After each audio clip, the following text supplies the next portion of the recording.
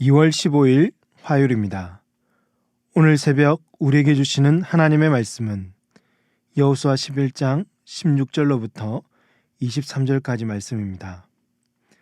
여호수아가 이같이 그 온 땅 곧 산지와 온 내겝과 고센 온 땅과 평지와 아라바와 이스라엘 산지와 평지를 점령하였으니 곧 세일로 올라가는 한락산에서부터 헤르몬산 아래 레바논 골짜기에 바알갓까지라.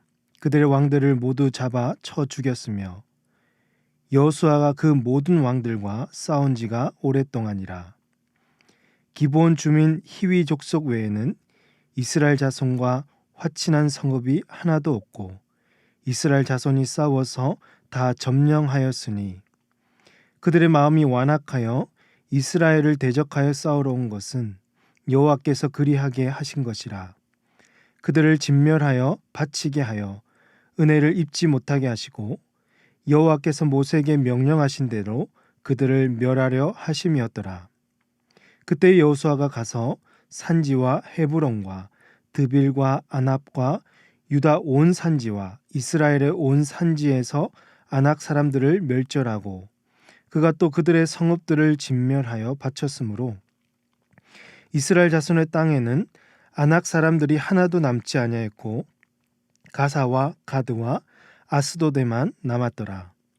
이와 같이 여호수아가 여호와께서 모세에게 말씀하신 대로 그 온 땅을 점령하여 이스라엘 지파의 구분에 따라 기업으로 주매 그 땅의 전쟁이 그쳤더라.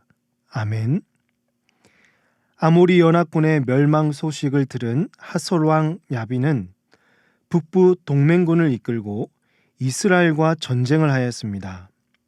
하솔은 인구가 4만 명 정도 되는 아주 강력한 힘을 소유하고 있어서 이스라엘은 두렵지 않은 존재였고 그들이 쌓아 올린 성벽과 제방은 어떤 공격도 막아낼 수 있었습니다.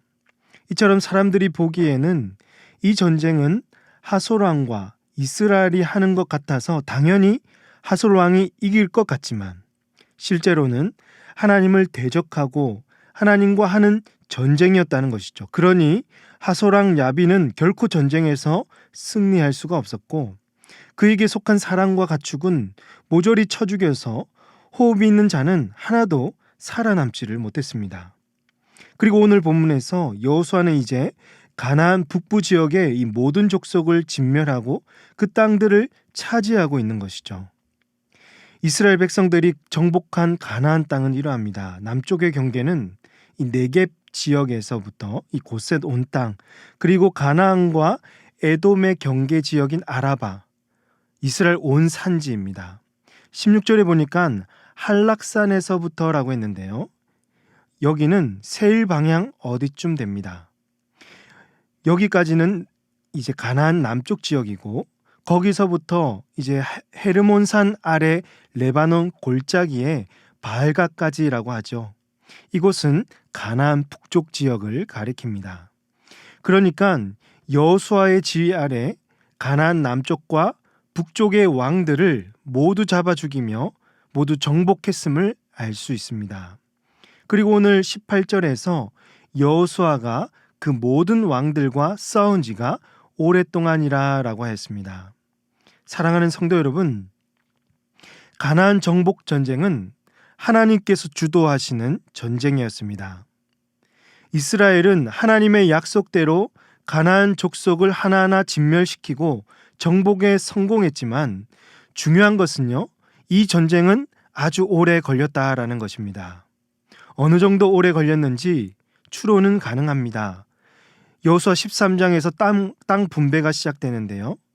가나안 정복이 시작된 지 약 20년에서 30년이 지난 후를 배경으로 하는 것으로 보입니다. 그러니까 가나안 정복 기간은 약 20년 이상은 걸리지 않았을까라고 추론해 보는 것이죠. 이처럼 하나님이 주도하시는 전쟁이라고 하더라도 하루아침에 끝나지 않고 오래 걸릴 수도 있다라는 것입니다. 그리고 오늘 우리들의 삶 속에서도 일어나는 영적 전쟁이 하루아침에 끝나지 않는다는 것이죠. 우리 마음으로는 빨리 끝났으면 좋겠고 하나님이 어서 이 상황을, 이 문제를 해결해 주셨으면 좋겠다라고 생각하지만, 우리 앞에 놓여져 있는 저 악인들을 빨리 사라지게 하셨으면 좋겠다라고 여기지만, 하나님은 그렇게 빨리 이렇게 해결하지 않으시고 우리를 단련시키시고 더욱 성장시키시기 위해서 더 긴 시간을 사용하신다는 것입니다. 그러므로 사랑하는 성도 여러분, 무조건 빨리 끝나는 것이 좋은 게 아닙니다. 모든 영적 전쟁 싸움터에서 하나님의 때를 기다리고 묵묵하게 그분의 말씀에 순종하는 것이 훨씬 중요한 것입니다. 우리의 신앙생활이 단거리 경주이면 얼마나 좋겠습니까? 하지만 신앙생활은 마라톤과 같이 장거리 경주입니다. 몇 번이고 포기하고 싶고 끝이 보이지 않는 믿음의 현장이죠. 그 속에서 우리는 하나님께 우리의 삶을 주도해 가시도록 맡겨야 하고, 시간이 좀 걸리더라도 내 뜻대로 되지 않더라도 참고 묵묵하게 말씀에 순종하는 것이 훨씬 중요하다라는 것입니다. 하나님의 말씀에 순종하시는, 참고 기다리시는 저와 여러분이 되시기를 주님의 이름으로 축복합니다.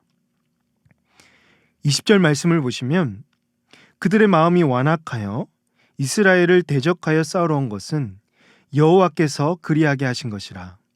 그들을 진멸하여 바치게 하여 은혜를 입지 못하게 하시고 여호와께서 모세에게 명령하신 대로 그들을 멸하려 하심이었더라라고 합니다. 이 말씀을 세번역 성경에서는 어떻게 해석했는가 하면, 여호수아가 이들 원주민을 조금도 불쌍하게 여기지 않고 진멸시켜서 희생 제물로 바친 까닭은 주님께서 그 원주민들이 고집을 부리게 하시고 이스라엘에 대항하여 싸우다가 망하도록 하셨기 때문이다. 그래서 여호수아는 주님께서 모세에게 명령하신 대로 그들을 전멸시킨 것이다 라고 했습니다. 하나님의 약속대로 여호수아가 이끄는 이스라엘 군대는 가나안 온 지역을 정복했습니다. 가나안 족속들이 이렇게 이스라엘에게 패배하게 된 이유는요, 하나님이 그들의 마음을 완악하게 하시고 고집을 피우게 하셔서, 그래서 이스라엘 백성들과 싸우다가 망하게 하신 것입니다. 하나님은 그들에게 전혀 은혜를 베풀지 않았습니다. 하나님의 뜻을 이루시기 위해서 하나님께서 그리하신 것입니다. 이는 출애굽 당시의 바로의 마음을 강팍하게 하신 하나님을 생각나게 하죠. 하나님은 바로에게 충분한 회개의 기회를 주셨음에도 불구하고 바로는 스스로 더 완악해져서 뒤에는 하나님이 그를 완악하게 하셨다라고 하죠. 가나안 족속들도 끝까지 고집을 피우고 자신들의 힘과 능력을 믿고 이스라엘 군대와 전쟁을 했지만 하나님이 그들을 완악하게 하셔서 하나님의 뜻을 이루기 위해 끝내는 망하게 하셨던 것입니다.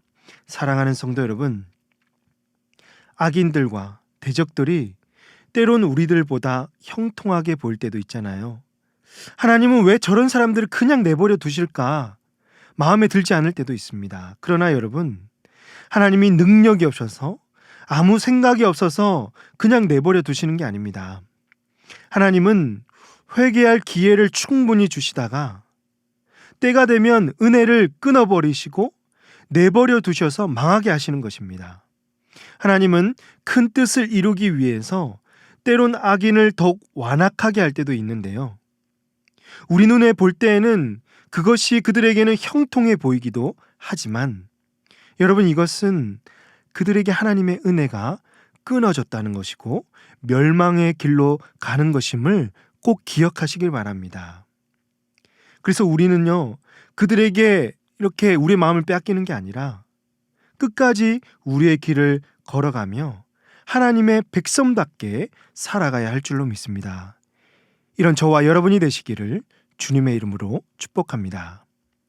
마지막으로 21절 말씀에서, 그때 여호수아가 가서 산지와 헤브론과 드빌과 아낙과 유다 온 산지와 이스라엘의 온 산지에서 아낙 사람들을 멸절하고 그가 또 그들의 성읍들을 진멸하여 바쳤으므로 라고 했습니다.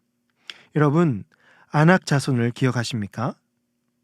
이스라엘 백성들이 가나안에 12명의 정탐꾼을 보냈을 때 여호수아와 갈렙을 제외한 10명의 정탐꾼이 아낙 자손을 보면서 거인들이 있다고, 그들로 인해서 우리는 다 죽게 될 것이라고 온 이스라엘 백성들에게 보고하였고, 백성들은 하나같이 다 겁을 먹었던 것입니다.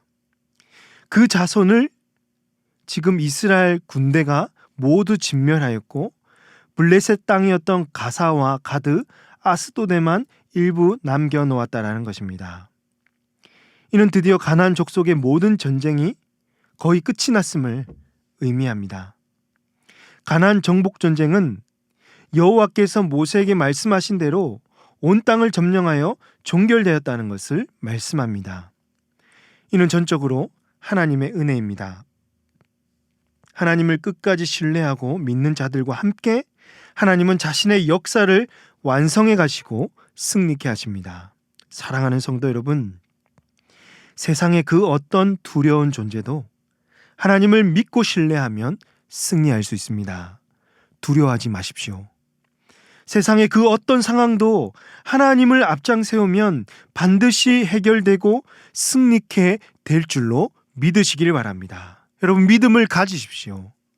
하나님만 신뢰하며 하나님을 앞장 세우는 우리 모든 성도님들 다 되시기를 주님의 이름으로 축복합니다. 기도하시겠습니다.